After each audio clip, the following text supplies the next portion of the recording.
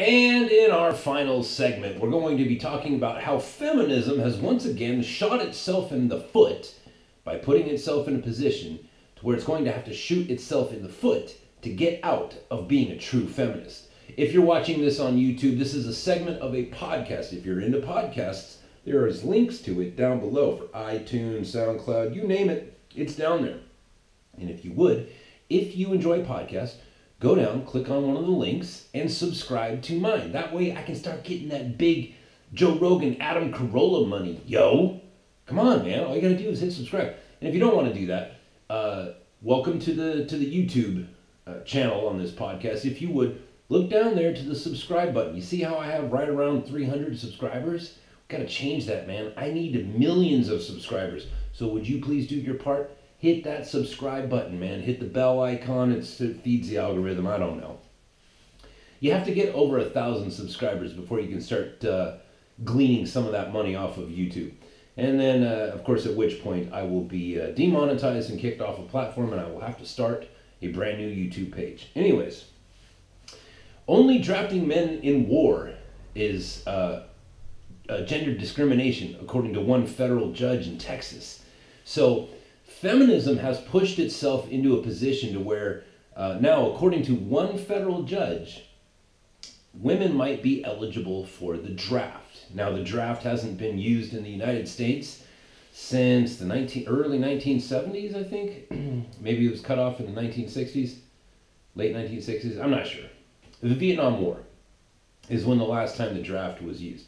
I'm not a big fan of the draft, but whatever. You know what I mean? In a time of national emergency, when you got to call upon the men of your country, whatever. It's a whole big debate. What I do know is this, is that women, they tend to not come in the same shapes and sizes as men do. Now, if you're a woman listening or watching, let me tell you something. You need to be proud of the fact that you're a woman, right? I am personally proud of the fact that I'm a man. You want to know why? Because I have to be. Because this is how I was born. Therefore, this is exactly how God wanted me to be. And if you're a woman, you are exactly how God wanted you to be. And that is beautiful and sacred and holy. However, I cannot give birth to a baby. That's just one thing I can't do. And you, on the other hand, if you are 100 pounds or 120 pounds, you cannot carry an 80-pound pack on your back and carry it for 40 miles, right? It's just uphill, right? Carrying a loaded weapon safely. There's just some things that some people aren't meant to do. So you think about this. What if, like, let's say Marco Rubio gets his way and declares war, gets a war started in Venezuela. And all of a sudden a whole bunch of marauders come up from the south, start attacking our borders. And the draft has to be implemented. And all of a sudden the government says, let's just start drafting all the women. How is that possibly going to work out? You're going to have feminists that are going to be standing up saying, I don't want to be a part of your war. It's like, you wanted to be equal with men. You wanted to be equal with men. Now what? And then you're going to have women that don't know any better and go and, they get their little draft card and they go down to their local recruiting station there and check in. How are you going to train these women? How are you going to train these women to fight? Carrying all the gear that you have to carry on your back? Carrying loaded weapons? And carrying ammunition?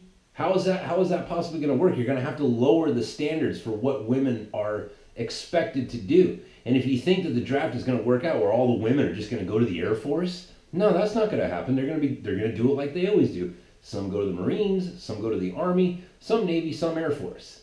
And what about those Marines and soldiers? Are you going to lower the standards and produce a bunch of weaker soldiers? What are you going to do with the weaker soldiers? I'll tell you exactly what they're going to do. You know where we get that word infantry from? Infantry, that's the people who fight first. Remember that, the history of that word comes from?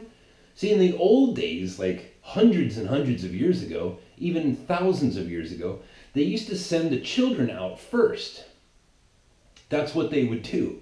They would try to exhaust whoever the enemy was. Both sides would send out their children and their teenagers first, right? So that the opponent would be weaker by the time the men got to fighting.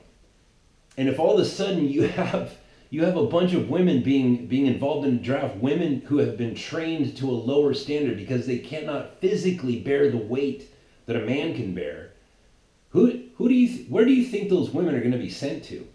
They're going to be cannon fodder. They're going to be put on the front lines first because they're of lesser value.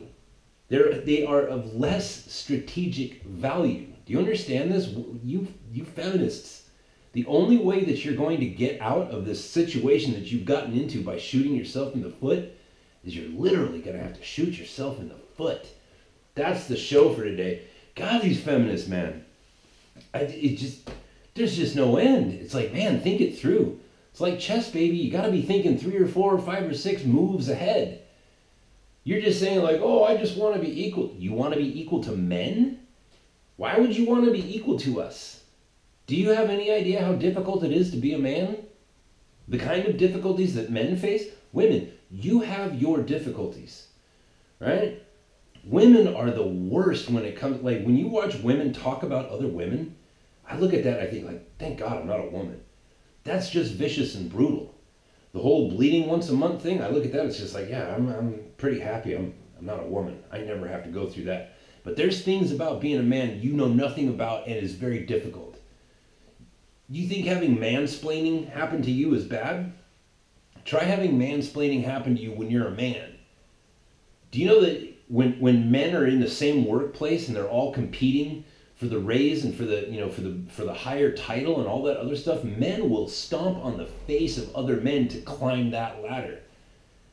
And you come into our workplace and then all of a sudden you get stomped in the face by another man and you're like, oh my God, the patriarchy. It's like, no, dummy, this is how it's always worked. And men, this is what we've always dealt with. And now you show up and you're like, oh, I want to be equal to you. Why would you want to be equal to us? You were meant to be on a pedestal. You were meant to be provided for and protected by us. And you want to come down off of that pedestal and come be equal with us? Now you have to go to war with us. Congratulations, feminists. You're equal, all right. You're equal. Anyways, that's the show for today. I will talk to you guys tomorrow. Again, please hit subscribe, please hit like, please hit share, both to the YouTube channel and to the podcast itself. If you want to support the show, you can do it with cash. Listen, support the things you love, people. There is, like I said, any day now I'm going to get kicked off of YouTube and I'm going to have to start a whole new channel and start all over again. The show costs money. If you want to support it, throw me some dough at paypal.me/archadvocate. Paypal.me/archadvocate. And you can throw a couple of bones my way there. Thanks for joining, and we will talk to you tomorrow.